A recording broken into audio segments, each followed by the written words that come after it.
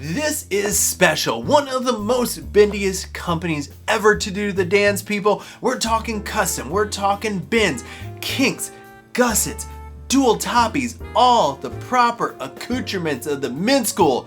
You know them, you love them, you like the heck out of every single post you see on the book. Y'all, we are talking about the one, the only Piira.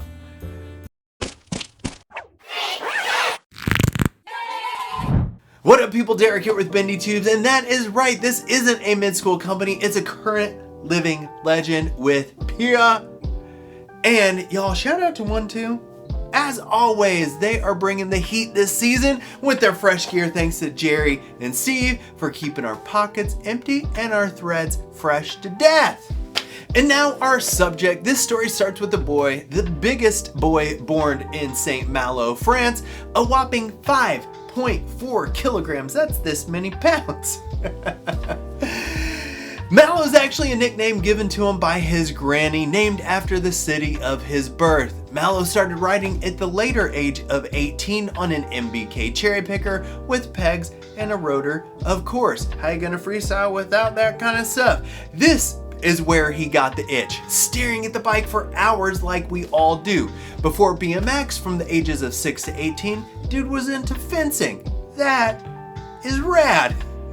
His first flight lane component, the Haro Zero offset fork with the ABS aerial brake system, and first frame son El Palomino that he modified by removing the platform. Dude was destined for the road that he's on. More in the midschool, Malo was a fan of London and Quammen, with their best frame being the Delta, of course. But this isn't why we're here, it's because of the legendary customs that he makes. He got into the game because he already had CAD skills. He could design a bike and he wanted his own custom frame. He ended up getting one from Camille at Piira. Don't worry, we will do a video on Piira. When he got the frame, it wasn't up to his standards though. So he took bikes into his own hand and started his company. And this is where we get our muse, Piira. Now, PiR, for your knowledge, is a reference to the equation for a half circle. Why go with a half circle instead of a fully? He wanted to go against the trends, go against the grain, not in the same direction as the rest of the industry. 180 degrees, do the geometry, people. At this point, Malo secured equipment to fab these frames and parts up, and the rest is history. Fun fact though, he actually doesn't weld up his frames. He never had the desire to learn this process, which can literally take a lifetime to master, so he does the fab and he has someone else do the welding. Early on, a guy that he wasn't 100% sold on was helping him with the welding, but eventually he found a feller named Baldage and has used this dude ever since. The first part that he designed was an adjustable bar stem combo called the Boomerang that he made in conjunction with St. Martin. Wild idea, but I totally get it and it makes sense. And someone do it again, you know, adjustment here and here. That's rad. That is so innovative. First frame, the Atoll Rock.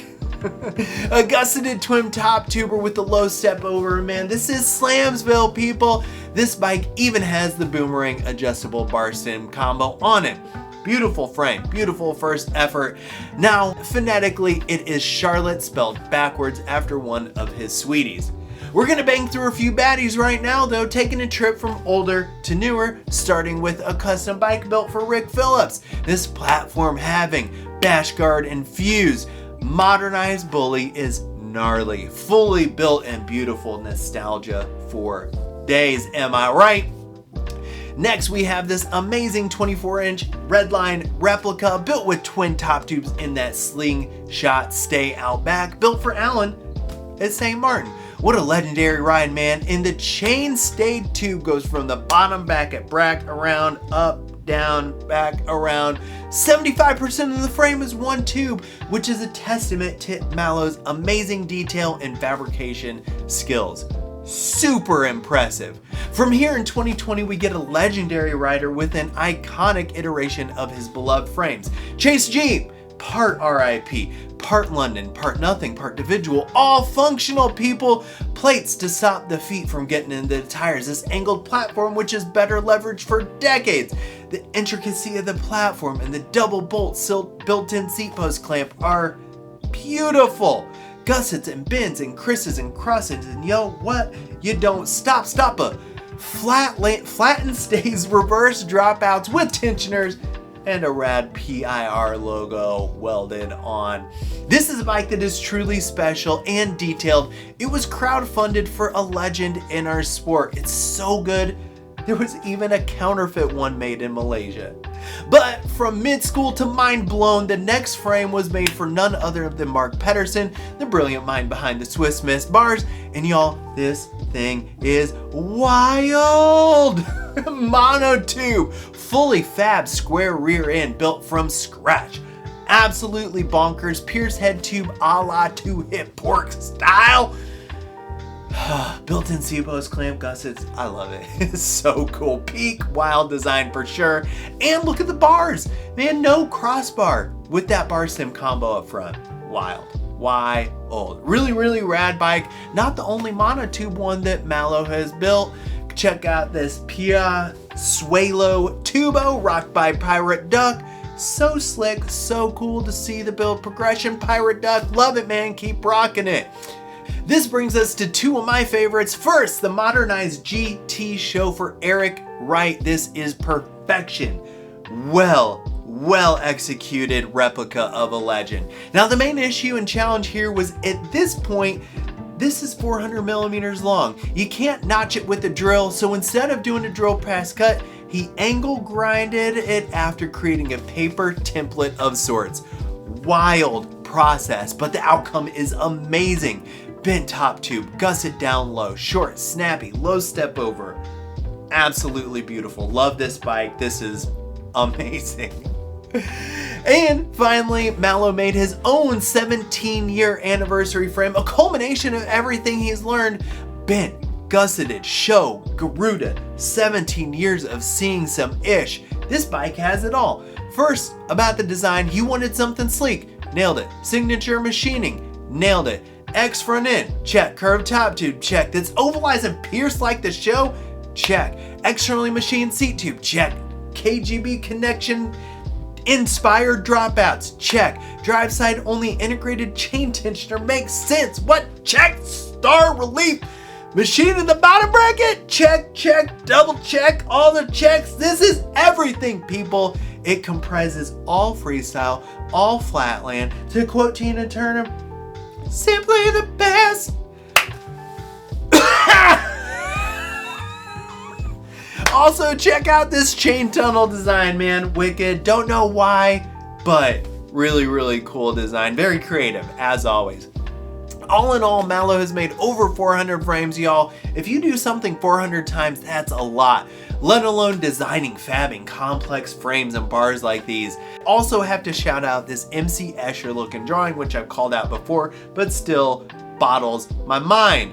Beyond the bikes, he does a lot of bars and other stuff too. He likes the bars the most because he can fab them up in one afternoon, get them out to weld, and get them sent off.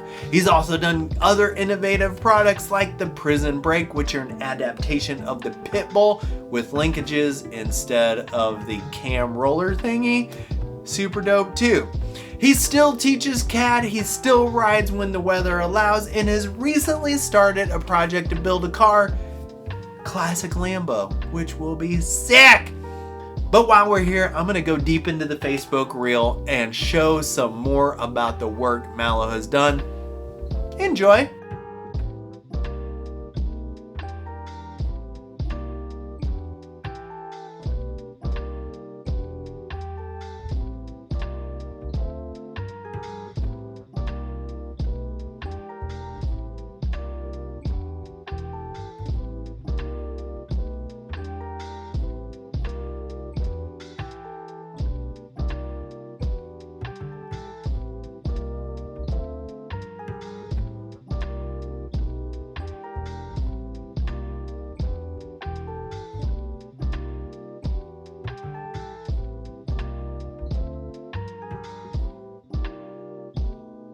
And y'all, that is Piira, our first custom company and a legendary one in the sport, Malo.